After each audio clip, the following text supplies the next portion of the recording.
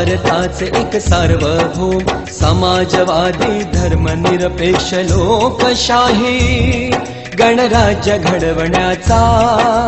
त्याच्या सर्व नागरिकास सामाजिक आर्थिक व राजनैतिक न्याय विचार अभिव्यक्ती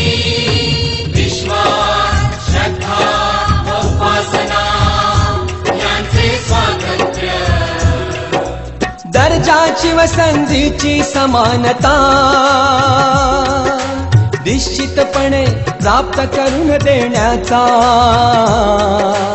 आणि त्या सर्वांमध्ये व्यक्तीची प्रतिष्ठा व राष्ट्राची एकता